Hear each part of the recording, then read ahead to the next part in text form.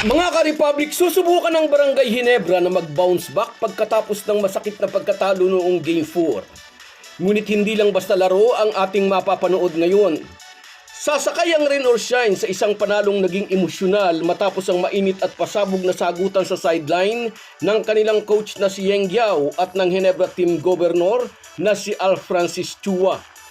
Pansamantalang nawala ang spirit of sportsmanship, sa halip ang seryeng ito naging personala na. Kaya sa gabing ito ng krusyal na Game 5, sino ang mananaig? Ang championship composure ng veteranong Gene Kings o ang walang takot na bilis ng mga bataan ni Coach Yeng? Pag-uusapan po natin yan, pero bago ang lahat ay maglalambing po ako sa inyo na isubscribe ninyo itong ating channel at kung di masyadong makakaabala ay i-like at paki-share na rin ninyo. Malaking bagay po yan sa aming mga vlogger. Maraming salamat. Mga ka-Republic, sa 25 PBA titles sa ilalim ng pangalan ni Tim Cone at siya lang din ang nag-iisang coach na may 2 Grand Slam sa liga, na ipakita niya ang kakayahang mag-adjust kapag nakataya ang kampanya ng kanilang kupunan. Noon pa man ay kilala na siya sa kanyang short rotation, 8 or 9 players lang ang kanyang ginagamit. Ibig sabihin, solid ang tiwala niya sa kanyang mga pangunahing sundalo sa court. Justin Brownlee, Scottie Thompson, Arja Abarientos, Japet Aguilar at Stephen Holt. Ibig sabihin, nakakarga sa 5 ito ang bigat ng misyon ng Barangay Ginebra. Sa mga larong nananalo ang Ginebra, pinupuri ng mga fans si CTC. Pero kapag natatalo tulad sa Game 4, dito lumalabas ang mga kunwaring fans na may talangka rin sa utak. Kung mag-comment sila sa social media, akala mo'y kung sino mga eksperto. Tanong ko lang, kahit ba sa liga sa inyong subdivision nakapag-coach na ba kayo? Anyway, walang duda, nakita ni Tim Cone na nasobrahan sa pagod ang kanyang starting unit. Idagdag pa ang sadyang pisikal na laro ng rain or shine. Pinipisikal ng kahit sinong gumugwardya si Justin Brownlee. Sinadya siyang tuhurin sa hita, hoping na mag-a-aggravate ang hamstring injury ng Ginebra import. Bilang veteranong coach, higit kanino man, higit sa mga nagmamagaling na online coach, alam natin na lahat ng ito'y nakita ni Tim Cone.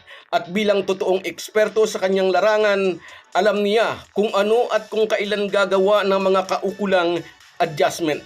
At sabi nga ng mga basketball aficionados, ang tanging adjustment na kailangang gawin ni Tim Cone ngayong Game 5 ay ang magtiwala lang kahit ilang minuto sa mga bench player ng Ginebra.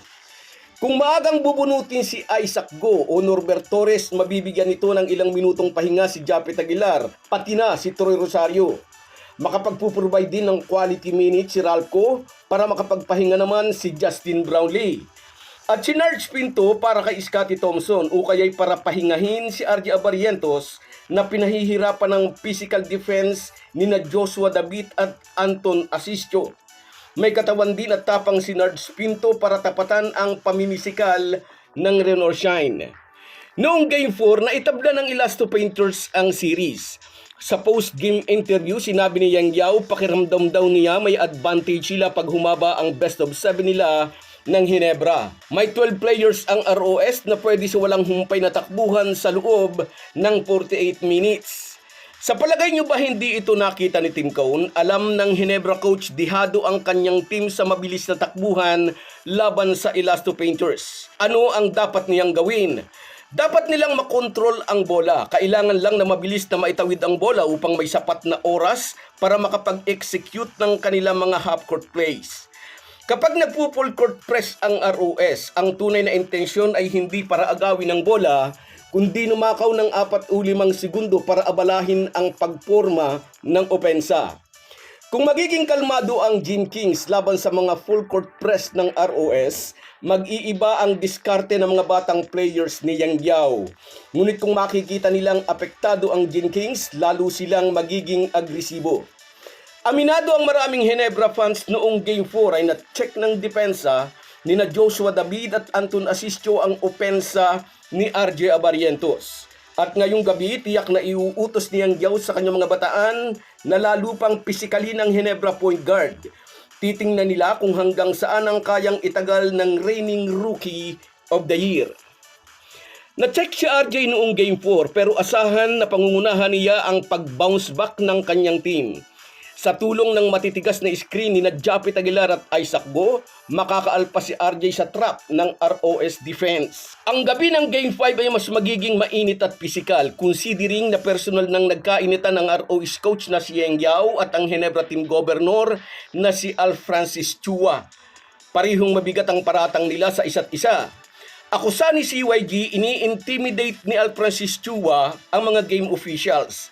Sagot ng Ginebra team governor, mas matindi ang mga intimidation na ginagawa ng ROS coach. Mismong sa tainga raw, minumura ni Yeng Yao ang mga referee. Counter pa rin ni Coach Yeng, gagawin daw niya ang lahat para protektahan ang kanyang team. Mamaya kapag hindi naging maagap ang mga referee, ang pisikalang laro ay maaaring mauwi sa totoong away. So guys, yan lang muna. Hanggang sa muli. Kung wala po kayong mga viewers namin ay walang magtatagumpay na vlogger. Kaya salamat po sa inyong panunood. Shoutout sa iyo, Borlagatan Donald mula sa Singapore. Ingat ka palagi dyan. At sa iyo rin, Merson Kabady Vlog na nasa Oman, nagpapayaman. Ingat ka lagi rin, kabayan. At sa iyo rin, Remedios Mansinido. Yes, bawi na lang next game. At sa iyo rin, Femia Samar, magandang hapon din sa iyo. At sa iyo rin, shout out Sahara Higiya. Yes, yariin na yung ROS, nananakit ni. At sa iyo rin, Cecilia Gibara na nasa Israel, magandang hapon sa iyo, idol. At sa iyo rin, shout out Edward Rundina. Bawi tayo sa Game 5, sabi niya. At sa iyo rin, Nora, yes, sayang talo, pero Ginebra pa rin forever. At sa iyo rin, Reggie Espinosa and Jimboy, shout out sa inyong dalawa.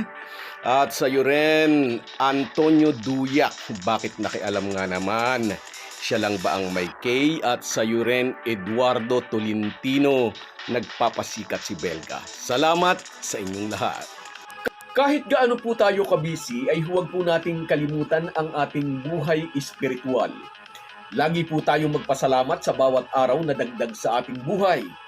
Malaki po ang maitutulong ng pananalangin araw-araw. Isang paalala po mula sa inyong Halo Halo Sports Republic.